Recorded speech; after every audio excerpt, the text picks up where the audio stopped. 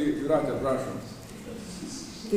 Taip čia su Bachu aš jaučiau, kad Vaidotas yra labai susijęs. Labai. Tai mano galbūt pavadinimas būtų pranešimo introdukcija temai Bachas lietuvių muzikoje. Muzika poeto kalboje. Poetas, publicistas Vaidotas Daunys paliko čia daugiareikšmį daugtaškį, kviečiantį apmąstyti muzikos ir poezijos sąsajas, besiglaudžiančias tekstų tyloje. Jis turėjo ypatingą santykį su muzika, kūrybišką, bet ir atkurianti vaizduotės gelmes, paradigminius kontinuumo principus. Muzika tarsi savotiška laiko horizontalė, siekianti eiti per praeities prasminę architektoniką. Daunio atveju ši daugiaklodė linija jungia ir žodžius, ir jų sąlyčio garsovaizdžius ir veda tolyn į minties atgimimus. Šis žodis atgimimas jam turi ypatingą reikšmę, susietą, sakysim, su posūkiu į kitą esybę. Poetas, žengiantis į eseistikos kontekstus, tampa tuo ieškančių vidinės muzikos piligrimų, kuriam vienišumas tarsi kelrodė žvaigždė nušviečia visas žodžių jungtis ir jų šešėlių glūdinčias prasmės nišas. Jis sako, citata, judesys nuo žodžio prie žodžio išreiškia jautriausią būties intimumą. Žodis glaudžiasi prie žodžio, arba vienas kitą perlėja, atsako kitam, panašiai kaip žmogus žmogui. Vienaprasmis žmogus yra vienas, vieniausias, vienišiausias. Ir tik tuomet, kai jisai daro judesį, kai jis pasisuka į tai, kas yra ne jis pats, tuomet atpažįstame jį kaip kūrinį. Vaidotas Daunys, 6 diena. Atspirtis besiformuojančiai poetikos linijai čia yra kūrinyje, kūryba, atkūrimas, gimimas iš naujo. Šią prasme natūraliai atbunda muzikos paradigma. Ji tarsi kviečia vienišą į sielos piligrimą į savo atgimimų kodų sistemą, jungti su gelme ir aukštybe. Ką reiškia gimti iš naujo, rašo Daunys? Tai nuogos, gimusio žmogaus gyvasties privilegija – išvysti, ištarti, paliesti, atrasti pasaulio daiktus ir formas, atrasti pasaulį kaip vientisą, šitai pranokstant tai, kas suskelbėja. Jeigu galėtų egzistuoti vienas žodis, tuomet jisai reikštų vienišiausią prasmę, kokia tik įmanoma šiame pasaulyje. Daunys, 6 diena. Taigi vienišumo stilius, jis yra ir muzikoje, ir jis veda į intertekstualumą, į atsisukimą į kitą. Muzika muzikoje. Daunio mintis liejasi pasaulėkūra refleksijų tėkme, į muzikos minimalizmo atkuriamosios procesų dramaturgijos įvaizdžius. Vienatinumas, vienis, intonacinė ląstelė yra tuomet jau ateinančiojo minimalizmo, filosofinės poetikos ženklai. Vienišumas, ląstelės vienis muzikoje, tampa pasaulio jungtis tarp tylos ir garso. Tai pagal Rūtos Gaidamavičiūtės eseistikos knygą apie Bartulį, tarp tylos ir garso. Tarsi šie žodžiai simbolizuoja šitą muzikos kryptį, kurią aš noriu parodyti kaip besijungiančią su Daunio mąstymo tokiom paradigmom ir erdvėm. Taigi žengia ir į naujojo romantizmo, muzikos praeičių, didžiosios Europos dvasios pagal Leonidą Donskį. Sudievintą arba ironizuojamą pasaulį, vakarų pasaulį. Siekiama žūtbūt pranokti suskaldytą erdvę, sugriautą Europos vienumą į atskirtį nustumtųjų vienišumą. Ir čia muzika gali atlikti unikalų vaidmenį, išvesti į savo transkultūrinę erdvę. Ta jausdamas poetas atpažįsta savo minčių tėkmę ir Adomo Mickevičiaus idėjų lauke. Cituoju, Adomas Mickevičius kadaise irgi yra kalbėjęs apie nuogos sielos būseną. Garsas staiga palėtė mano kūną ir sielos grūdas tapo nuogas. Iš tokio sielos nusiteikimo buvo kylama į mesianistinės erdves. Citatos pabaiga. Poeto ryšys su muzika atsiranda keliose dimensijose ir per refleksiją, sakralumo paiešką, erdvės transcendentalizmo, jungties, sąlyčio su kūriniu, siekio atkuriamosios galios ir pagaliau per šeimos muzikalumo geną. Čia muzika, būtent minimalizmas, atranda atkuriamąją dramaturgiją, procesų dramaturgiją, kai iš vienišos intonacinės ląstelės ilgesio įsibanguoja ritmo monotonijos amžinybės laikas, kai iš trapumo išauga tapsmas į tvarią struktūrą, horizontalę, sulyginančią atskiras Europos dvasios erdves. Dauniui muzika yra didžiųjų reikšmių epocha, įgalinanti tautų atgimimus. Ir čia, kaip centruojanti paradigma, savotiškas dievojiškos zenitas atsiranda Johanas Sebastianas Bachas. Antra vertus, galimai ir poeto dievojiškos įtakoje susiklosto ypatinga muzikos ilgesio erdvė, kryptis į didžiąją Europos sielą, tai muzika muzikoje, stilius, toks vadinamas stilius, muzika muzikoje, susiliejus ir su naujųjų romantikų. Vidmantas Bartulis, Onutė Narbutaitė, Mindaugas Urbaitis, Algirdas Martinaitis ir su minimalizmo atradimų poetikos erdve. Ir tiesiog su eurointegracijos proveržiu Lietuvoje, kuris bene labiausiai kultūroje palėtė muzikos sferą. Daunys Narbutaitės muzikoje. Kalbant apie Daunio buvimą muzikoje, negalima nepaminėti ir ypatingos prasmės ryšio per Vilniaus istorijos pasažus su kompozitorė Onutė Narbutaitė.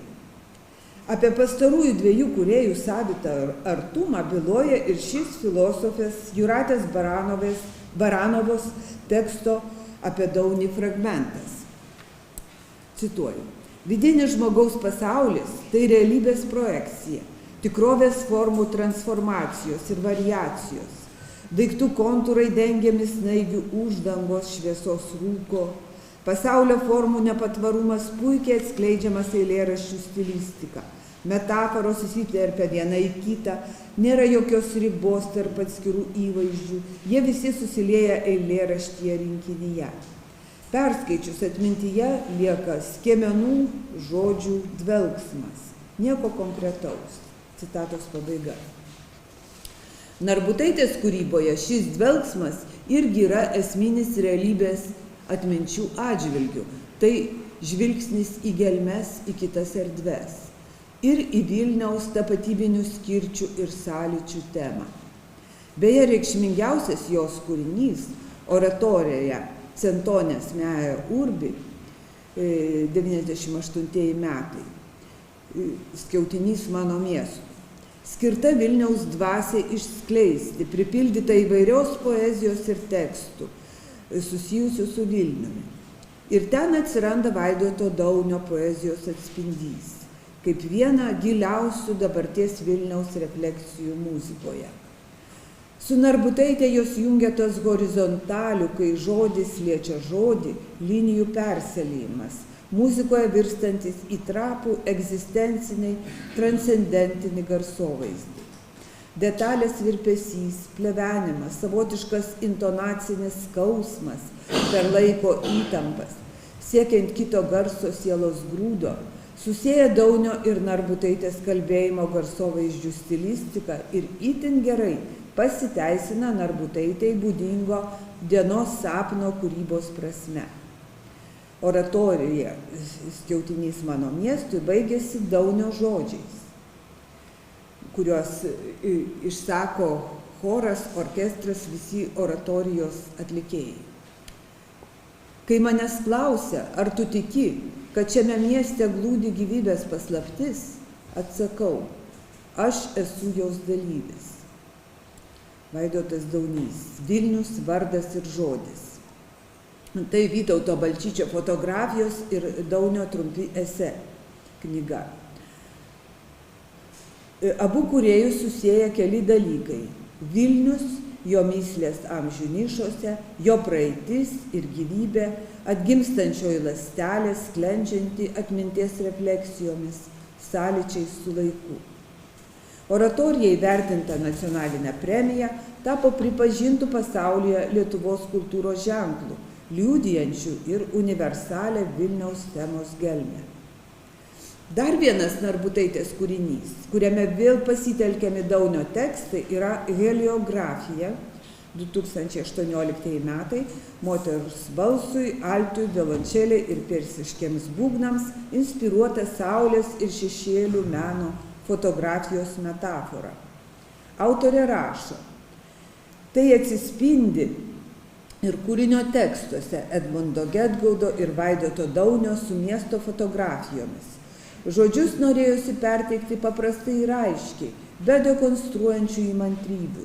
Būtent žodžiai, brėžiantis punktyrą nuo nakties iki vakaro, nuo pavasario iki rudens, tampa esminę visumos jungtimi. Nenutrūkstamoje kūrinio tėkmėje, keičiantis muzikos fragmentams, lyg fotokadrams, ilgokai užsilaikantiems viename vaizdinyje, tarsi skaičiuojamas ir žmogaus gyvenimo po šią saulę piešinys. Onutė Narbutaitė, Heliografija.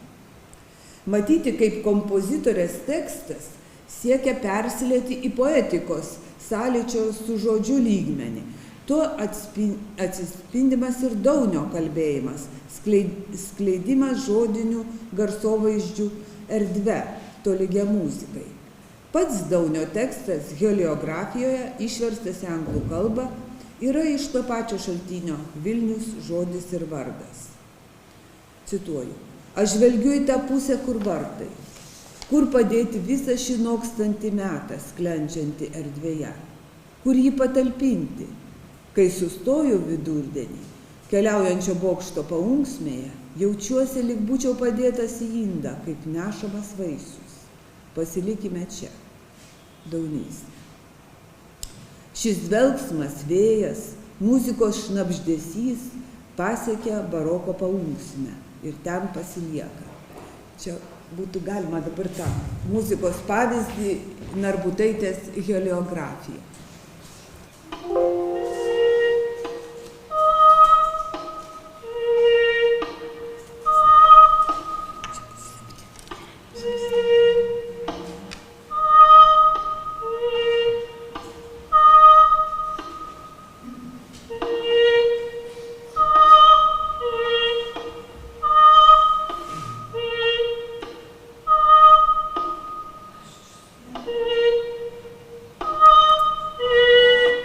Čia yra toks stilius, toks kalbėjimas.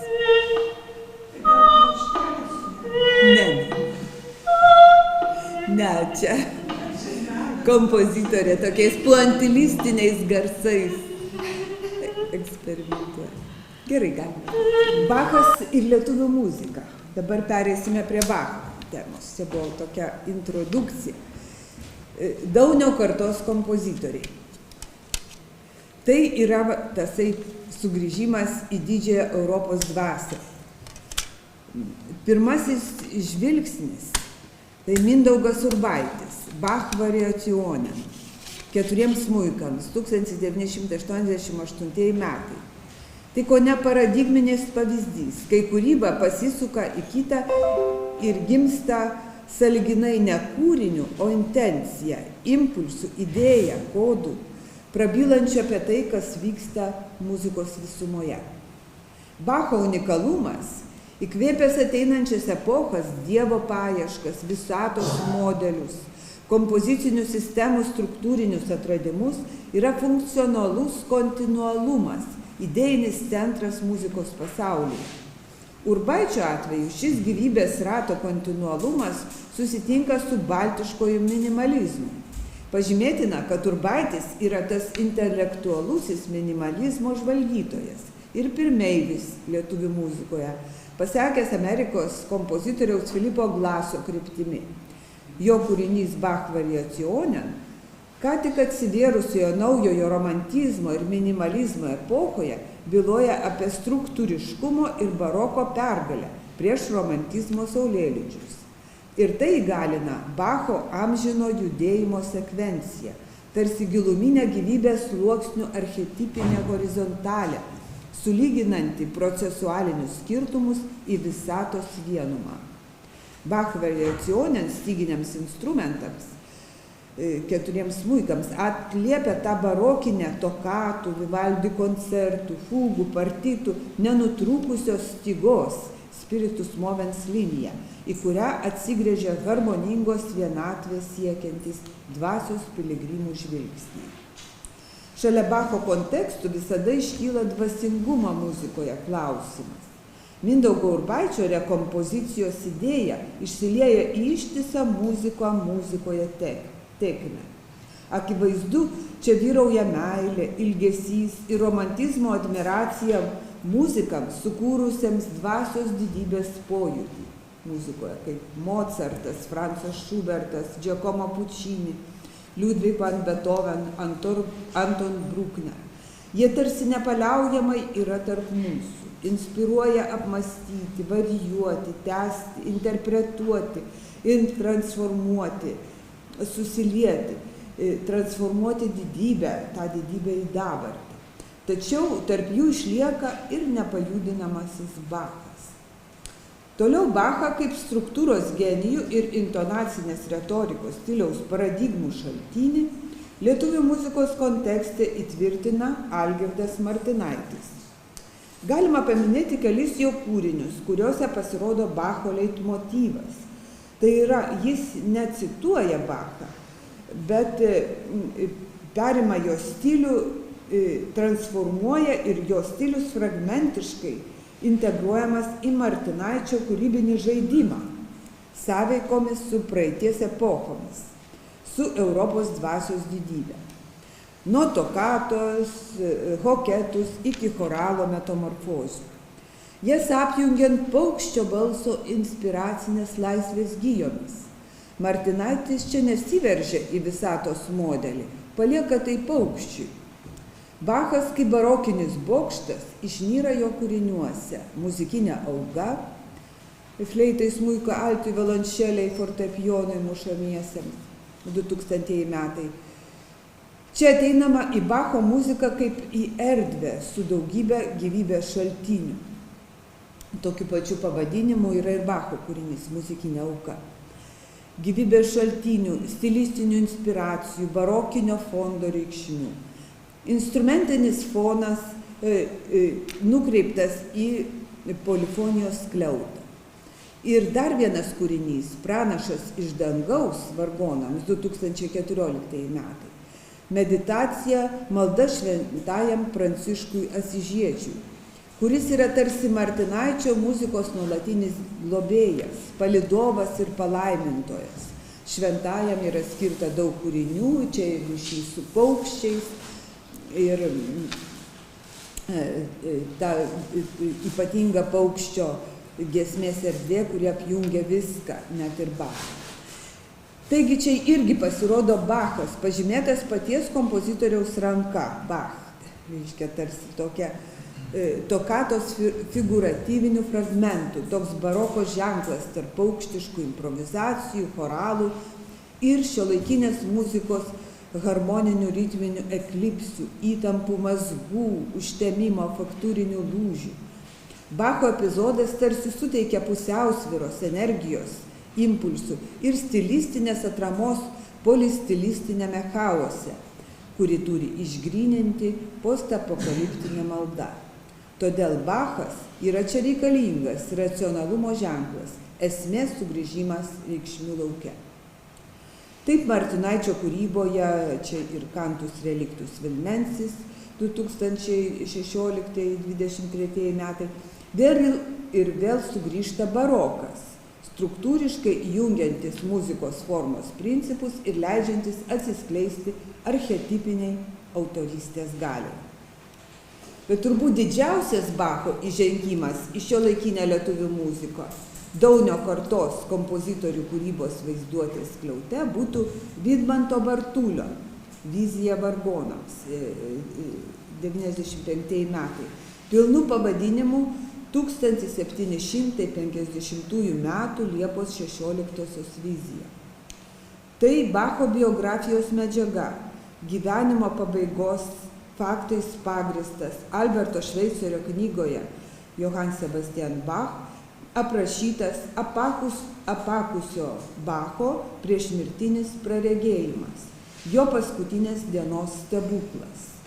Šis kūrinys, atsiradęs vargonininkų repertuare tarptautinio Čiurlionio vargonininkų ir pianistų konkurso dėka, tapo bene labiausiai reprezentuojantis šiuolaikinę lietuvių vargonų muziką.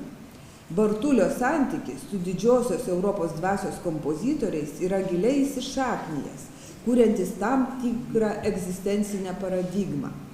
Kompozitorius itin susijęs su romantinė dvasia, ypač Francu Schubertu, tapo unikaliu bartulišku reiškiniu, muzika muzikoje ir naujojo romantizmo, poezijos tekstų muzikoje ypatingos prasmės išsiskleidimu, kai kūrinių pavadinimai tampa savarankiškų tekstų haiku, vedančių savo horizonto liniją per tylos ir garso pasimatymus.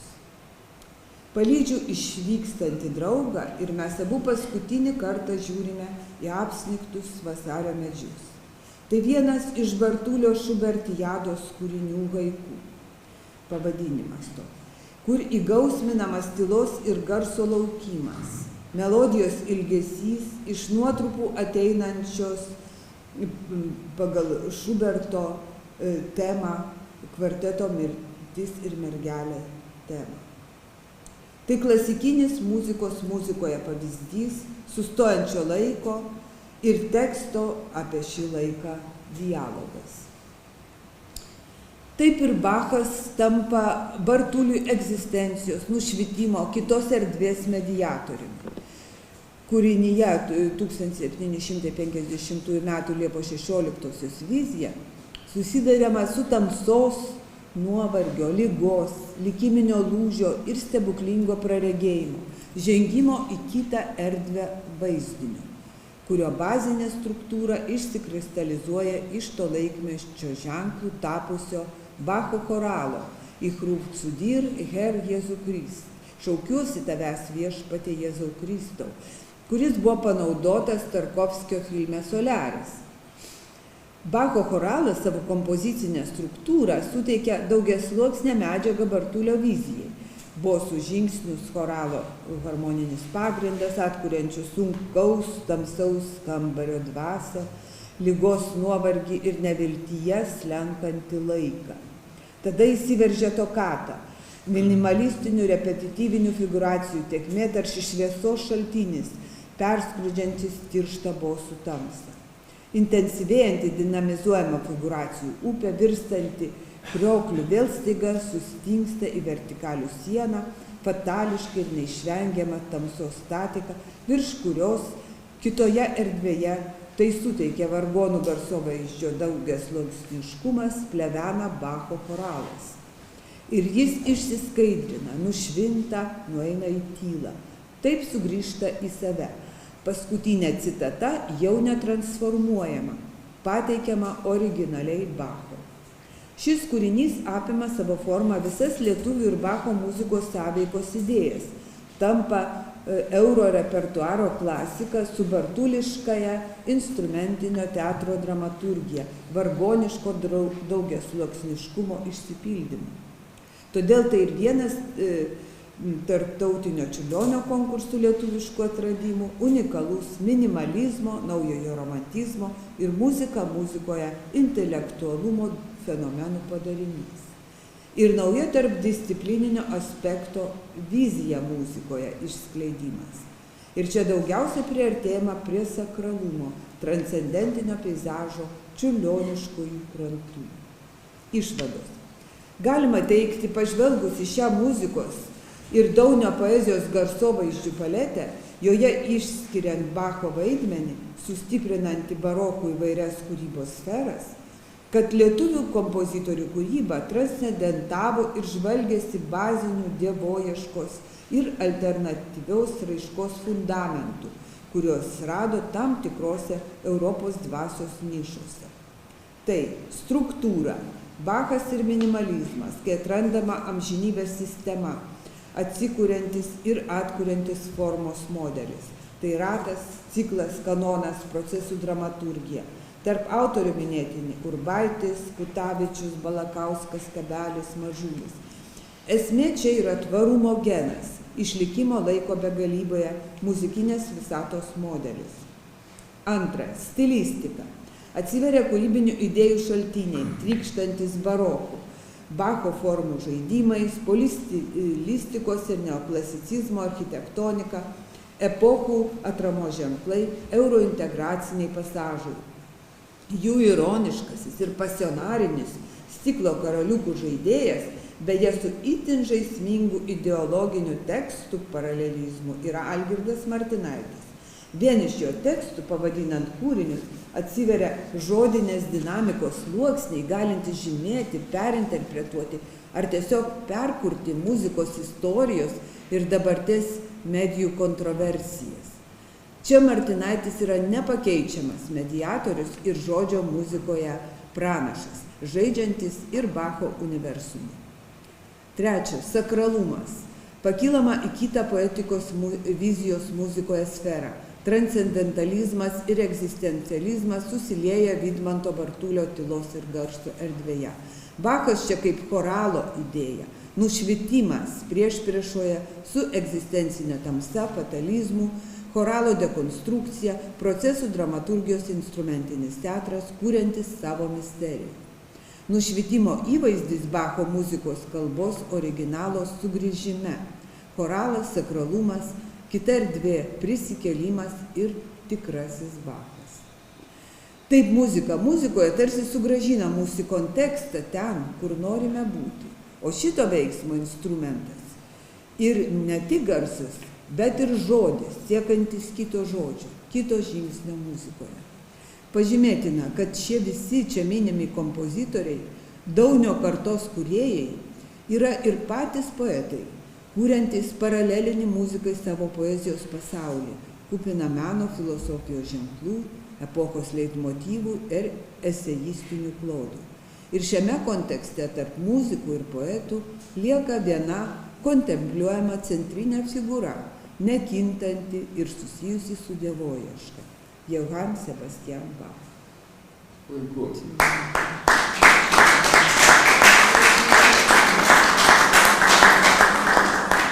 Jeigu yra laiko, dar galima paklausyti Bartulio kūrinį, bet pagal viziją. Kiek ten minučių maždaug bus?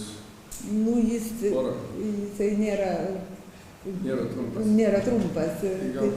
Gal mes jungsim, kai padarysim dabar pertrauką ir pajungim. Gerai, kad mes čia vaikščiais pajungsim skamba. O dabar aš turėčiau tiesiog baigdamas ir teikdamas jų žodį pasisakyti, priminti, kaip Kultūros kongrese arkivyskupas Kėvalas pasakė, jeigu kvepia kalba ir skamba varpai, greičiausiai tu esi Europoje. Bet reikia pasakyti, ir skamba Bachas, tada jau tikrai esi Europoje, ne tik greičiausiai. Čia yra Europos kultūros, aš to vis laukiu, bet jau ratė tą pasakyti, bet iš viso, ką jinai sakė, aišku, suprantama, kad čia galėjo būti tik tai Europai sukurta ir mes dabar ypatingai šiais laikais jaučiam